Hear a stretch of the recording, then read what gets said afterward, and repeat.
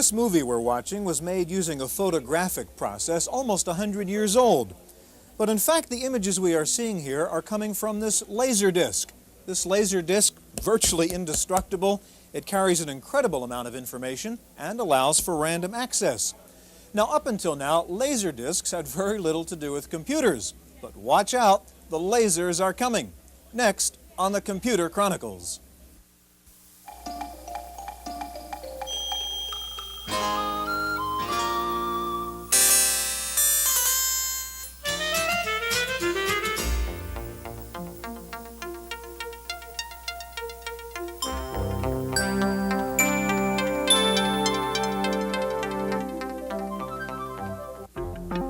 The Computer Chronicles is brought to you in part by McGraw-Hill, publishers of Popular Computing, the magazine that gives readers an understanding of the technology and applications of microcomputers and software in office, home, and classroom.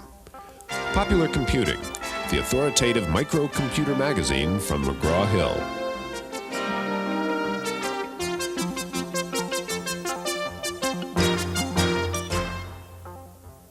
Welcome to the Computer Chronicles. I'm Stewart Cheifet. This is Gary Kildall, and the subject today is laser discs and computers. Gary, we're watching this movie on a video disc player here, which some people would consider high technology, but the fact of the matter is this is a dinosaur. It's been a flop. They're not even making it anymore. How then is it that we can be talking about this great future of video discs and computers? Well, this is built like a phonograph record. It has a stylus and grooves, and RCA built this to compete with the video cassette recorder market. Now, the phenomenal success of VCRs really led to the demise of this particular player, but laser storage is completely different. It starts with movies and it leads to computer-controlled video, write-once devices, and phenomenal storage densities for digital storage in a computer. It's my favorite subject right now. Okay, we've got some spectacular examples of the marriage of laser discs and computers for you, looking at games, graphics, and data storage. First, let's take a look at the background, the technology of optical storage in this report. About the only similarities between optical and magnetic storage disks are their shape and the fact that they both feature random access of data. But the big difference is just how much data can be stored on each side of a 12-inch laser disc, 1 billion bytes, or about 50 to 20,000 pages of text. The enormous capacity of this medium does not come without some disadvantages, at least for the present. Laser discs are restricted to read-only or write-once-only applications, and their initial mastering costs are very high. Because the information spots are incredibly minute, about 1/10 the size of a particle of cigarette smoke, they must be produced in a clean room environment, much like that of a chip factory. The base material of the disc is polished glass, sealed with layers of coatings. A high-intensity laser beam is focused through an objective lens to mark the coating in small pits or bubbles, forming the digital code later read back by a low-energy laser.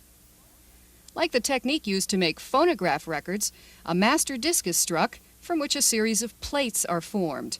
These are the molds for making copies. While the image source can vary, the disc stores information by scanning it, much like a television camera. An image gateway compresses the picture and enhances it for retrieval. With a high-resolution monitor, an excellent image can be recalled from thousands in storage in about 8 seconds. The ubiquitous floppy disk is not yet an endangered species, but users might want to remember this. One 5-inch laser disc can store as much information as 2,000 floppies.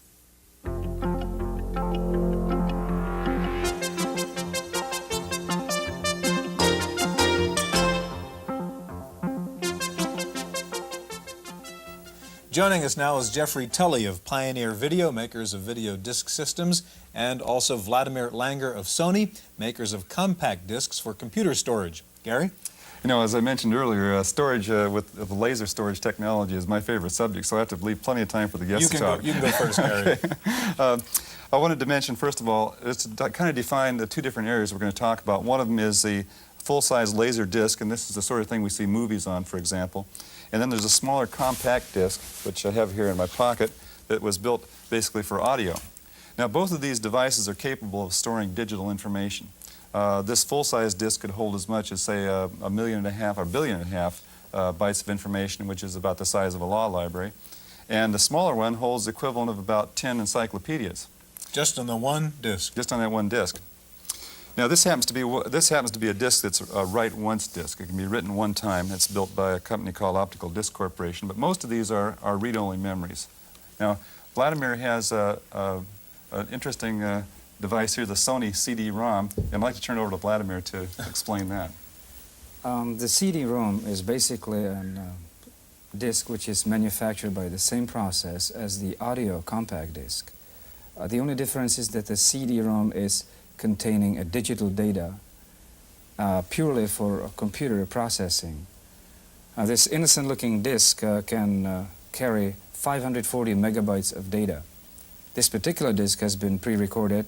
About 40% of the surface, single surface, has been used, and it contains the entire records of the 24th Olympiad in Los Angeles. Mm-hmm. Now what about the drive that holds this? What are the characteristics of that particular drive? The particular drive is just a very simple mechanism, again identical to the consumer already popular item, the CD compact disc.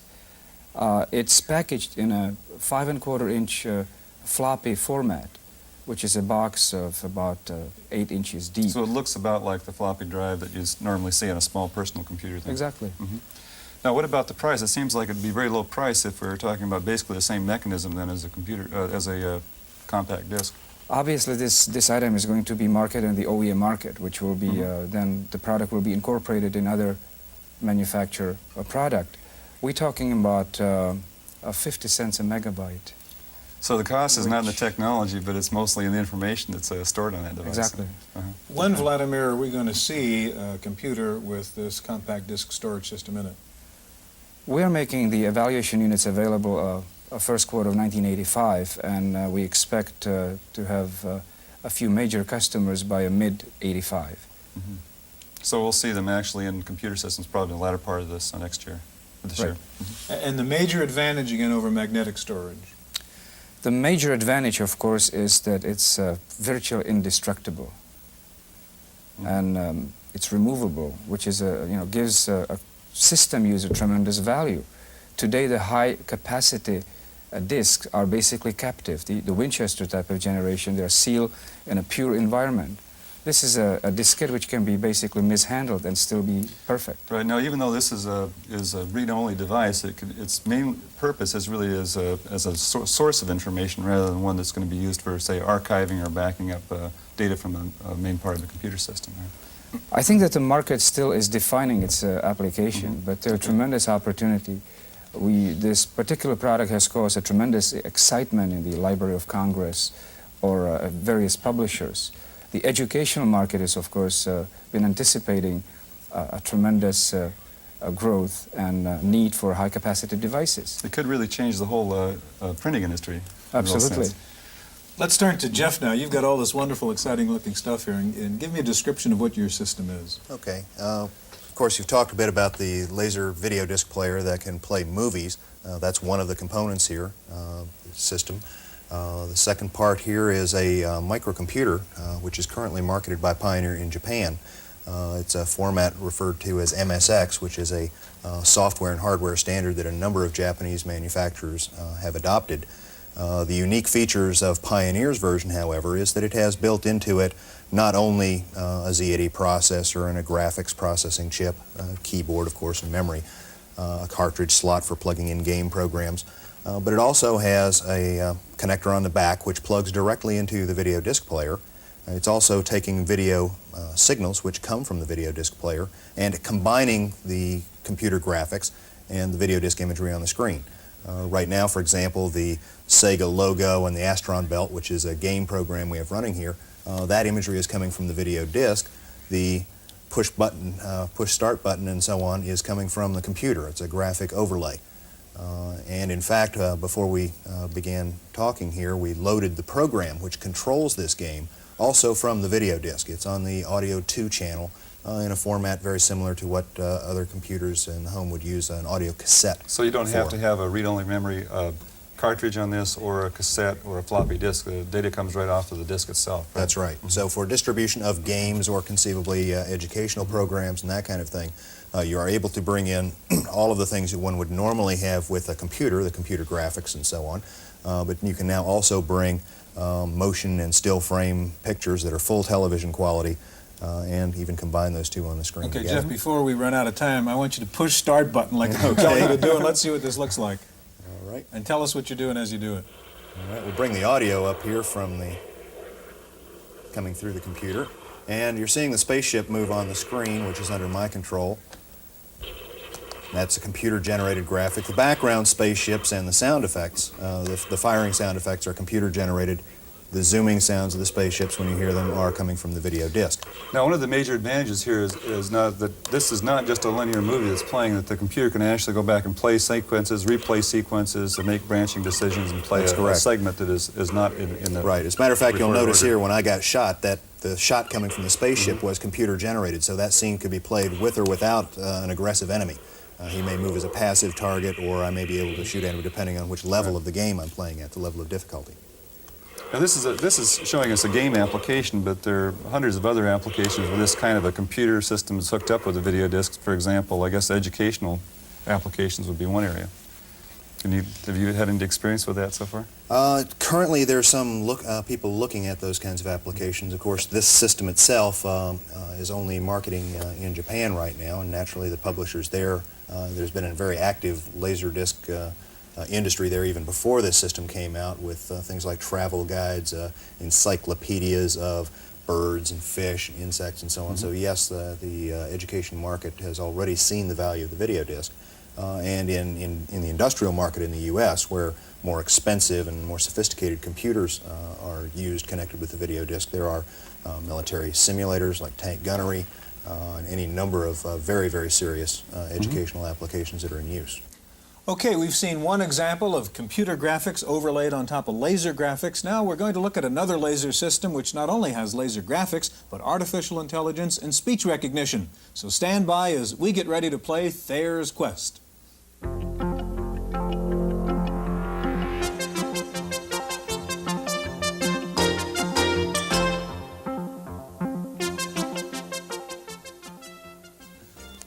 Joining us now is Rick Dyer. Rick is president of RDI Video Systems, and Rick was the one responsible for Dragon's Lair. And joining Rick is Jay Eagle, executive vice president of Proton, and Jay is involved with the audio and video elements of Halcyon, an incredible new system we're going to see in just a moment. Before we get to Halcyon, though, we're going to take a look at another cutting-edge application of laser discs and computers, and Wendy Woods has the report. Calling all cards, calling all cards, calling all cards, calling all cards. You're looking at the world's first interactive video art game, created by artist Lynn Hirschman. Lorna is about a woman with agoraphobia who hasn't left her house in 20 years. She watches a lot of television, and in manipulating the video, the viewer begins to sense the repetitive and repressed nature of her life. Well, I think that video disc as a technology is really exciting because of the interactivity and the ability of a participant or a viewer to become active by playing with the technology. Lynn Hirschman is among the first artists to explore the Laserdisc as a creative medium. That's because the barriers of cost and availability of Laserdiscs have locked many others out. I think as these things happen and people see what the possibilities are and how exciting a medium it really is and how much truer a cut of reality it'll present, more people will do it, and you know, they'll more of an audience will evolve. It always takes time. But then, again, being the first and being pioneering is real exciting, so you get that payoff, too. Reporting for the Computer Chronicles, I'm Wendy Woods. Stewart, what, have you become an airline pilot, or what is this piece of headgear you have? No, actually, I'm about to communicate with this machine, Halcyon, we have out here. And you get these guys to explain it, and then I'll talk to it. Good. Well, so far, we've talked about two uses of laser storage technology. One is in video, in a shoot-'em-up style game. The second one was in mass storage with the CD-ROM. Rick has had a machine under development here for some time I read about in the technical press called the Halcyon, and I'd like to have him explain to us what he's got. Halcyon is basically, well, it's hard to communicate to the people that have never seen the product because there's nothing to relate to it. I guess the best way would be to use, if you remember the movie 2001: A Space Odyssey, there was a computer in that movie called Hal. And with Hal, you were able to talk to Hal. Hal could talk back to you. Hal would recognize your voice and say your name. Hal had intelligence, he could learn, and he could control functions within his environment, and that's what Halcyon's all about. That's what Okay, it's so the capable of. elements of Halcyon that are similar to HAL, let's say, would be the speech recognition, the speech synthesis, and some form of intelligence or learning. That's going correct. on. Okay, good. Now, how important is the laser disc component to this? Is the laser disc just carrying the pictures here or the logic? The laser disc is really carrying both. It contains information where the computer is presenting you with situations. You have to think and make the decisions as far as how you want to handle them. Okay, now this I understand is the very first time you're actually showing off Halcyon on television anywhere. Let's get going. Show me what this thing can do. Okay, I think maybe the first thing is we'll just turn him off and turn him on. As you remember, you were talking with Hal before, so now when we turn him on, all you have to do is say your name. He will recognize your voice and recognize who you are. Okay. So, Welcome to Halcyon. Do you want to play Sayer's Quest? yes. Yes. If I have your voice print, please say your name or else press any key. Stewart. Nice to see you again, Stewart Cheifet. Can I call you Stewart? Yes. Yes. Okay, Pretty Stewart. impressive. Isn't that a little bit Last familiar? time you played your score was 764. It's referring to the last time. That's right. I played it. 50,000. And I did pretty poorly. Do you want to continue your game? Yes. Yes. Please insert the disc for part 1 of Sayer's Quest. And now we'll see some pictures, Rick.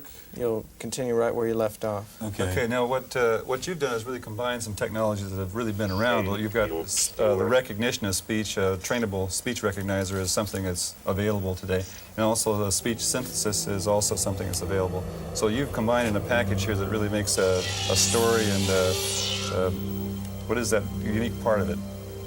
Well, first of all, I think the speech recognition is the most advanced speech recognition that's ever been put on the marketplace. Yes, there has been speech recognition. There has never been speech recognition of the high caliber that this has. It has the ability to understand up to a 200-word vocabulary. Take this staff to the fairy circle in the forest and give it to the fairies. So, as you can see, Now that's me, sort of. I'm the character in this story. that's right. You were that character. And I've got a choice now. Sorry, Hal. Let's go to the forest clearing.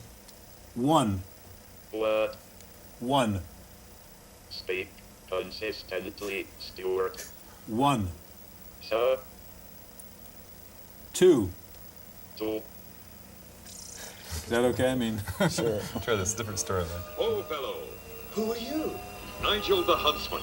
I know much of these woods. For example, I know that the crystal of Lothar will enable you to overcome the familiars. Come back sometime and I'll share a story with you. So the character just gave you some information.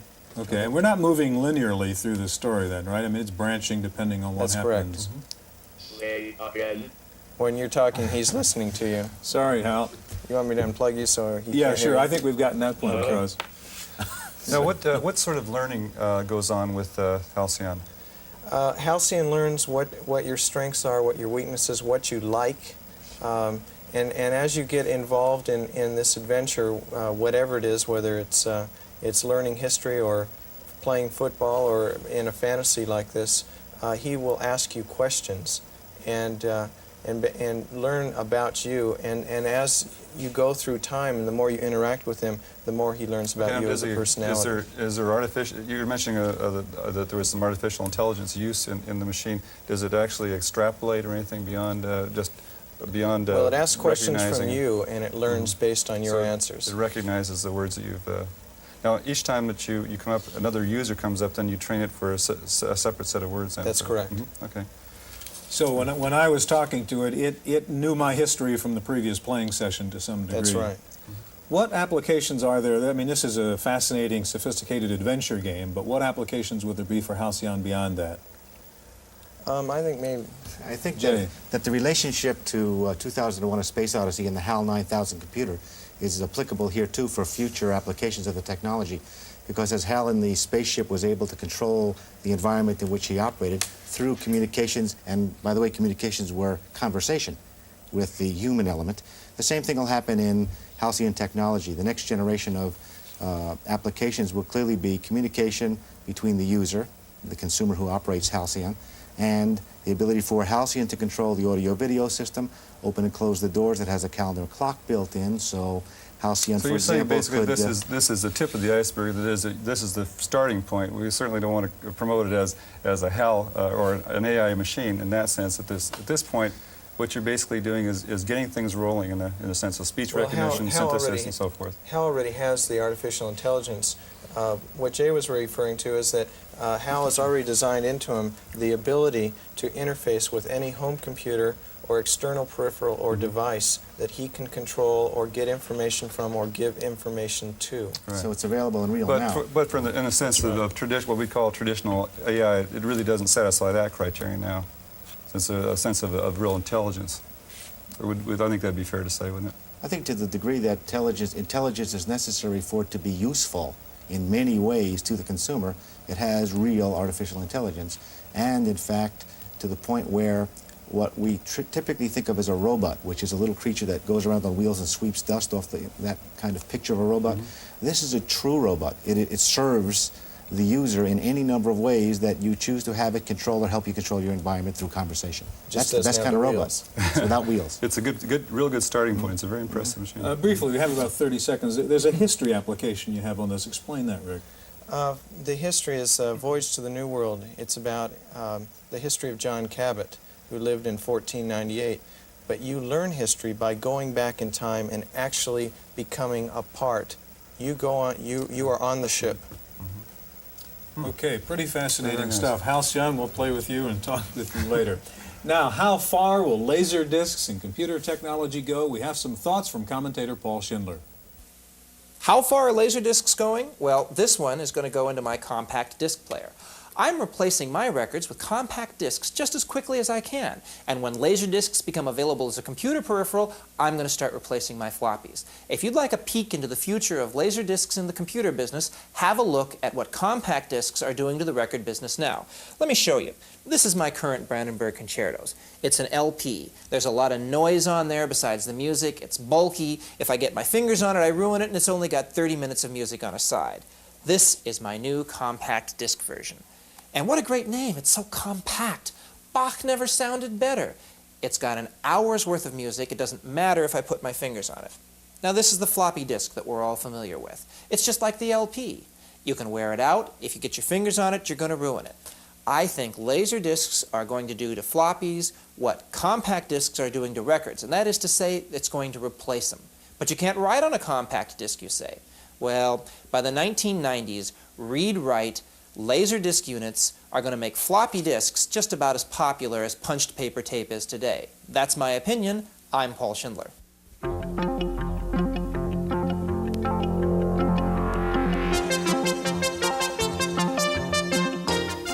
In the Random Access file this week, want to buy a cheap PC Junior? You'll be hearing a lot of that these days as 300,000 PC Juniors join the ranks of the orphaned computers. IBM has announced it will stop production on the PC Junior, admitting failure in the low-price home market. IBM said it will continue to support the Junior. It was not clear whether Big Blue has in mind a new machine for the home market. TopView is IBM's new multi-window user interface, but a new startup in Oakland, California says it has a new MS-DOS interface called Panorama, which tops TopView. A company called Dynamical Systems claims its new Panorama interface runs faster than TopView, can handle 10 times more windows, and uses up only half the memory. Since IBM has refused to license TopView to clone manufacturers, Panorama may be the answer for the compatibles seeking to stay competitive with the new IBM environment. Meanwhile, IBM is continuing its push into the software field with the entry of 22 new programs, all priced under $150, most priced under $20. The Japanese have finally agreed to protect U.S. software. Japan's computer industry had been holding out for only a 15-year copyright term and a compulsory license to Japanese companies. However, the new proposal allows for a 50-year software copyright in Japan with only limited domestic copying rights. The Japanese have been talking quite a bit about fifth-generation computers and parallel processing as a way to improve computer power, but the good old USA has announced two of the first prototype parallel processing machines. IBM has unveiled an experimental computer called the Yorktown Simulation Engine, which uses 512 microprocessors, and Intel has announced its first concurrent computer using 256 microprocessors. Both machines are experimental. What may be the world's largest supercomputer center will be built at the NASA Ames Research Facility in Mountain View, California. NASA says the machines will be used to design spacecraft and study the universe. NASA officials say that within 2 years it will have supercomputers running 10 times faster than anything known today. If you like to run fast, Paul Schindler's back with a look at a program called Coach. That's the sign for steel, and that means it's time to run, and I've got just the software package to help runners. It's called Be Your Own Coach, and it produces a workout schedule for runners that's sound and healthy. As a native Oregonian, I've got to tell you, this package was written in the running capital of the world, Eugene, Oregon. It gives you a choice of 6 different running programs depending on your objectives. You tell it how far you run, how fast, and what your heart rate is. Be Your Own Coach tells you how far you should run, how fast you should run, and how many calories you're burning. Now, keep in mind, this program's for serious runners. If you get up every day and run the same 2 miles, it's not for you. But it can help manage a serious running program. Now, take a good look at this opening screen. It's the last color you're going to see. This is a serious, no-frills program. The entry screens are nothing fancy, like Joe Friday says, just the facts, ma'am, and the graphics are nothing to write home about. All this program does is help you. I like Be Your Own Coach. PCs should be helpful. The IBM PC and Apple versions of Be Your Own Coach cost $50. The Commodore version is $39 from Avant-Garde in Eugene, Oregon. For Random Access, I'm Paul Schindler. By the way, the Keep Fit set seems to have just discovered computers. Both the March issues of Run and Running World magazines feature reviews of running and exercise software. One of those reviewed features aerobic music and exercising stick figures, perfect if you like to work out but don't like watching Jane Fonda.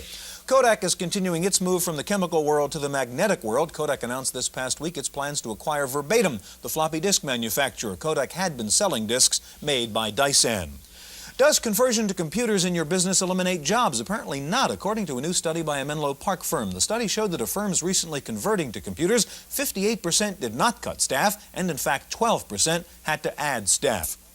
Finally, computers are showing up in an unlikely area, rock music. The new trendy thing is for rock groups to travel on the road with computers. Compacts, NECs, and PCs have been spotted in the dressing rooms of Rick Springfield, Todd Rundgren, Styx, Jefferson Starship, Journey, and Tina Turner. The computers are used to handle tour costs, travel arrangements, and for research on local radio stations. Now, if they would only get the computers to write the music, or do they? That's it for this week's Chronicles. See you next time. The Computer Chronicles was brought to you in part by McGraw-Hill, publishers of Popular Computing, the magazine that gives readers an understanding of the technology and applications of microcomputers and software in office, home, and classroom.